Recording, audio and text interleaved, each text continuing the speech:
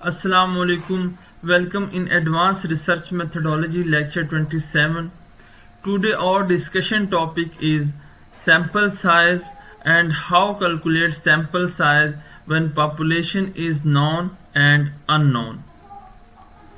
Sample size is very important in research thesis. On the basis of sample size हम करते क्या हैं कि सैंपल साइज असल में ट्रू रिप्रेजेंटेटिव होता है होल पॉपुलेशन का।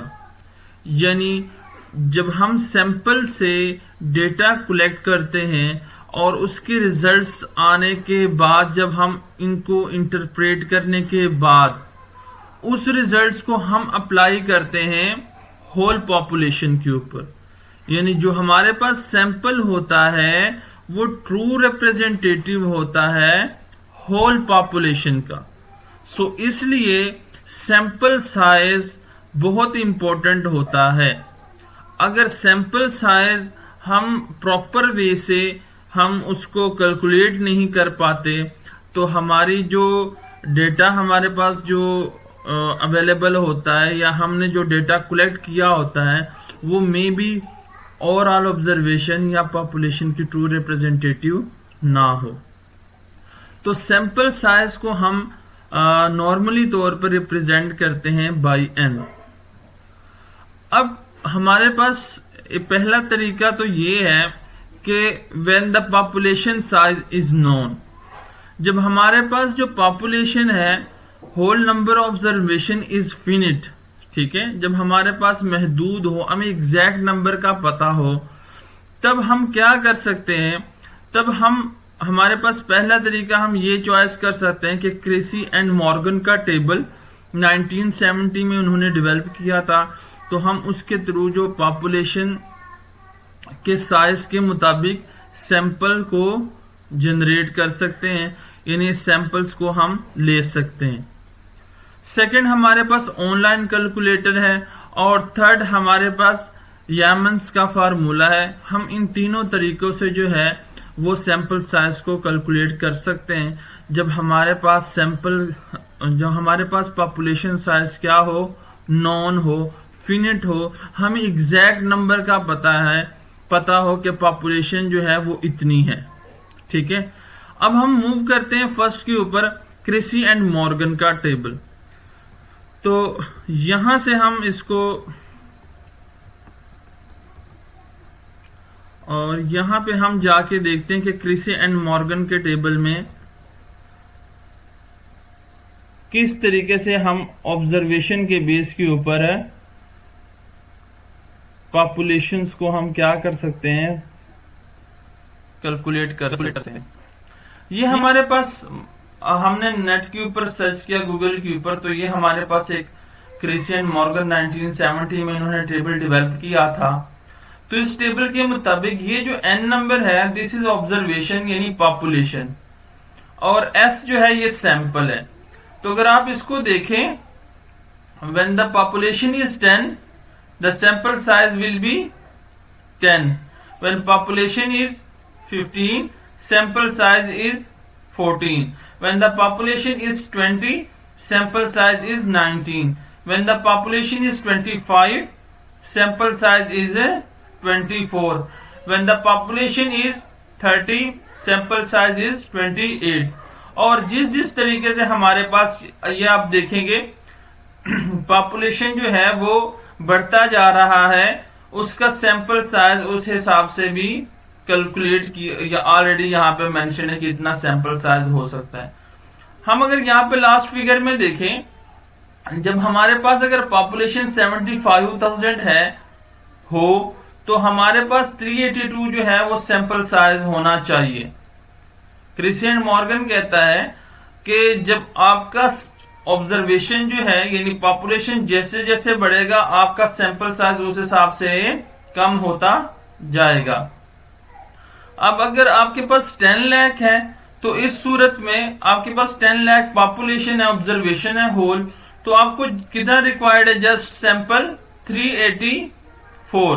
तो अगर 75,000 है तो आपको 382 रिक्वायर्ड है, और अगर 10 लाख है तो आपको 384 रिक्वायर्ड है। तो इससे आपको क्या पता चलता है, हमें क्या इससे हम क्या कंक्लूड कर सकते हैं कि जितनी आपकी पॉपुलेशन ज्यादा होगी उस हिसाब से क्रिस्चियन मॉर्गन के टेबल से हमें जाहिर होता है कि हमारा जो सैंपल साइज है वो कम होता जाता है। यानी अगर आपके पास मोर देन 10 लाख है तो आपको 384 से ज्यादा करना होगा, 385, 386, जितना भी एज पर अवेलेबिलिटी के ऊपर आप इसको जो सैंपल साइज है वो आप उससे डेटा कलेक्ट कर सकते हैं। तो पहला हमारे पास ये है तरीका, ठीक है। आप इसको खुद भी सर्च कर सकते हैं और सर्च करके आप अच्छे से इसको पढ़ सकते हैं और इसको आप मुताला कर सकते हैं। दूसरा है हमारे पास, हमने पढ़ा ऑनलाइन कैलकुलेटर का। तो यहां पे हम सैंपल साइज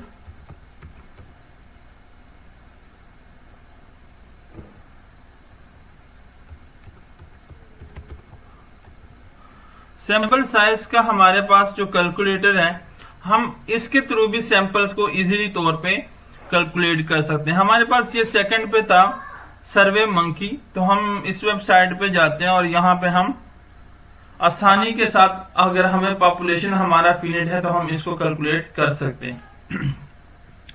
आपने यहाँ पे जो भी आपका फिनिट जो साइज है पॉपुलेशन का वो आपने यहाँ पे मेंशन करना है। जैसे कि फॉर एग्जांपल हमारे पास है 1 लाख, ठीक है, पॉपुलेशन साइज है। मार्जिन ऑफ एरर जो है वो हम 5 रखते हैं। तो ये आप देखेंगे यहाँ पे आपको ऑलरेडी प्रोवाइड कर दिया गया है कि आपका जो सैंपल साइज है वो कितना है, 383। तो अगर हमारे पास 1 लाख का पॉपुलेशन है तो हमारे पास जो सैंपल साइज होगा वो 383 का होगा। इसमें कॉन्फिडेंस लेवल जो है वो 95 का है। अब ये हमारे पास जो मार्जिन ऑफ एरर और कॉन्फिडेंस लेवल क्या है, बेसिकली जितना आपका मार्जिन ऑफ एरर जो है वो कम होगा उतना ही आपका जो कॉन्फिडेंस लेवल होगा वो have exact answer at a given confidence level, उतना ही वो सर्टेन होगा।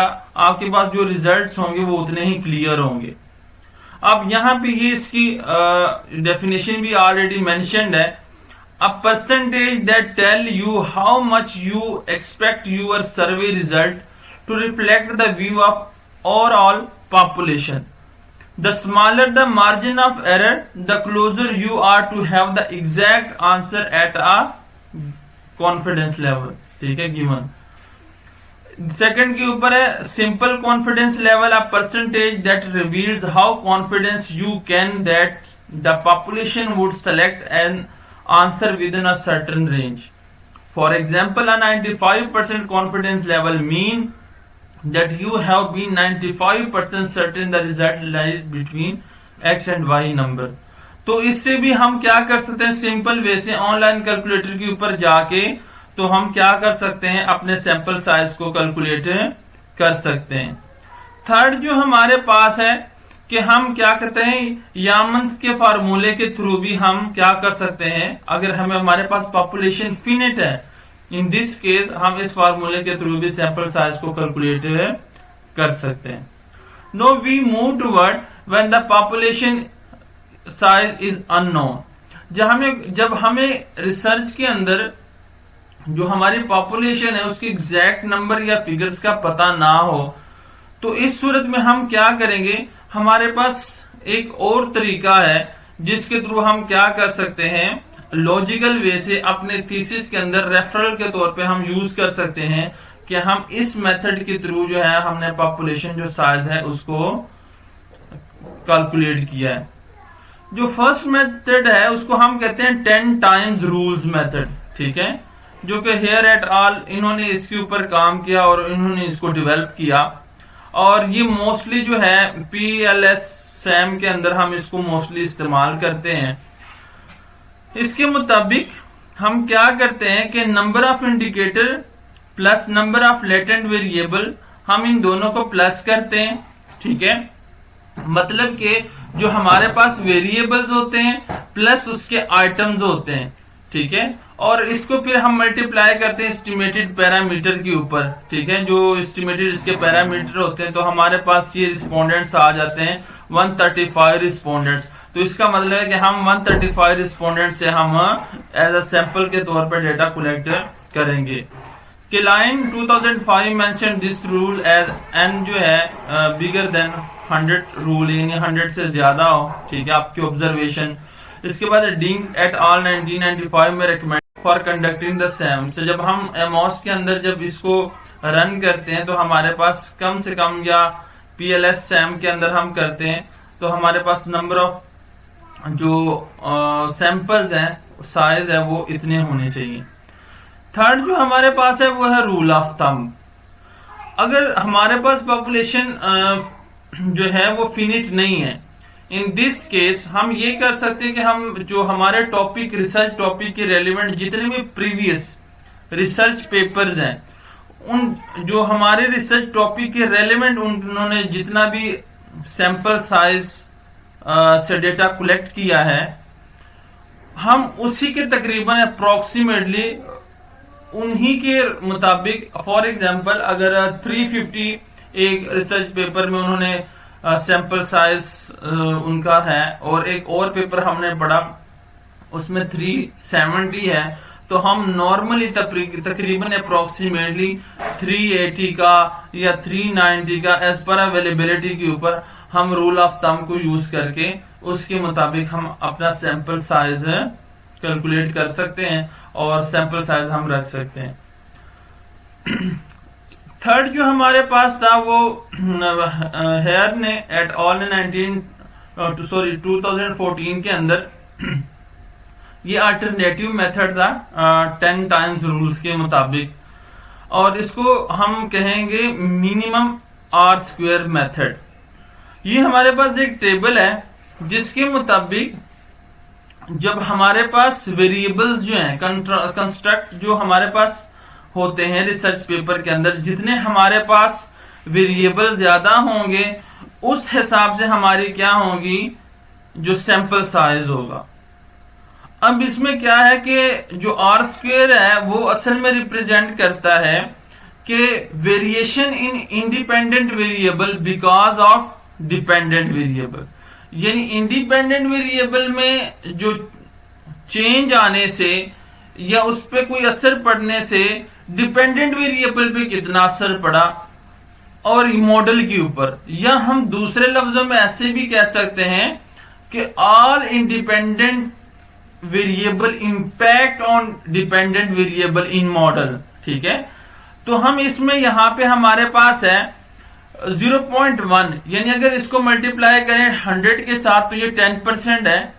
फिर अगर 0.25 यानी 25% इसमें के अंदर वेरिएशन हो, 50% वेरिएशन हो, और 0.75 अगर इसको मल्टीप्लाई करें 100 के साथ तो ये आपका आ जाएगा 75%, ठीक है। परसेंटेज के साथ अगर हम बात करें तो अगर हमारे पास 10% है तो हमें हमारे पास जो अगर 2 कंस्ट्रक्ट हैं हमारे रिसर्च पेपर के अंदर या रिसर्च थीसिस के अंदर, तो हमें कितने सैंपल साइज रिक्वायर्ड होंगे, हमें कितने रिस्पोंडेंट्स रिक्वायर्ड होंगे, 110। अगर हमारे पास 3 होंगे तो 124, अगर 4 होंगे तो 137। इसी तरीके से जैसे जैसे हमारे पास कंस्ट्रक्ट जो है वो बढ़ते जाएंगे, हमारे पास जो रिस्पोंडेंट्स है या सैंपल साइज वो भी बढ़ता जाएगा। अगर हमारे पास जो आर स्क्वायर है वेरिएशन उसमें यहां पे 0.75 के ऊपर है, तो इट्स मीन यहां पे अगर आप देखें तो अगर 2 कंस्ट्रक्ट है, मतलब कि 2 वेरिएबल्स हैं, तो हमारे पास 26 यहां पे ऑलरेडी आपको शो हो रहा है, और अगर 10 है तो यहां पे हमारे पास 48 शो हो रहा है। तो इससे हमें क्या पता चलता है, इससे हमें पता चलता है कि हम आर स्क्वायर के थ्रू भी, मिनिमम आर स्क्वायर मेथड के थ्रू भी हम क्या कर सकते हैं, सैंपल साइज को कैलकुलेट कर सकते हैं। अब एट द लास्ट के ऊपर एक बात जो है वो बहुत इंपॉर्टेंट है और अहम है, मैं आपको बताता चलूं।